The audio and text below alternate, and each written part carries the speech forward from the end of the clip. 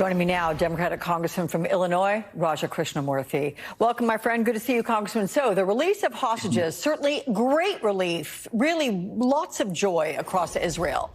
But 8 months into this war, it came at a cost. It was also one of the bloodiest days yet. The administration says that the only way to prevent more civilian deaths is a ceasefire and hostage deal. But are you concerned that this deadly rescue operation could hinder any prospects of that? I am, but I think it also points to the need for Hamas, for instance, to accept the terms on the table. What President Biden set forth the other day, a three-point plan, was actually the one that the Israeli War Cabinet put on the table. And it starts with the ceasefire, along with release of hostages and almost 600 trucks a day of humanitarian aid coming into Gaza.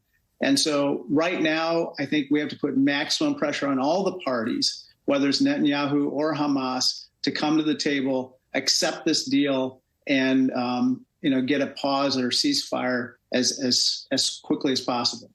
Given your position on Intel Committee, is there any way to gauge how the Palestinians are feeling about Hamas? The fact that there are these hundreds and hundreds of pointless deaths, tragic deaths, because they will not come to the table and accept the ceasefire deal that you're referencing there.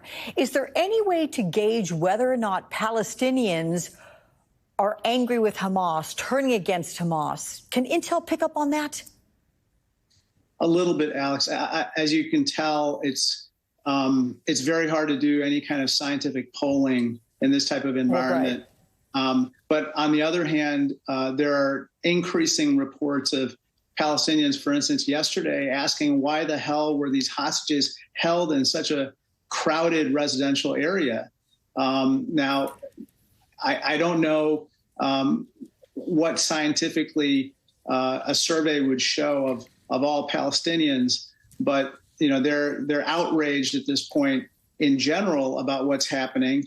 And I think that rage is directed in various directions, including Hamas.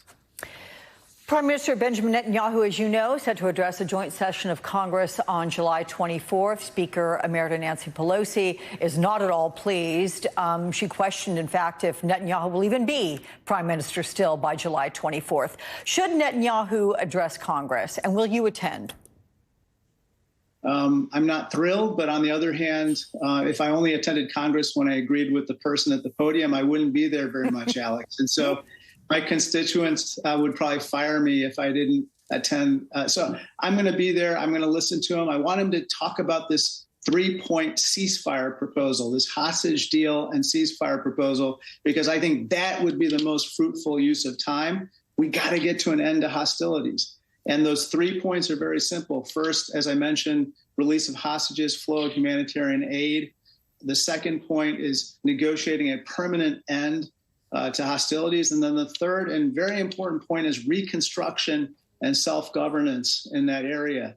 If we don't get there, we're going to just go through a hopeless cycle of violence. And this is getting, as you can tell, more and more gruesome by the day.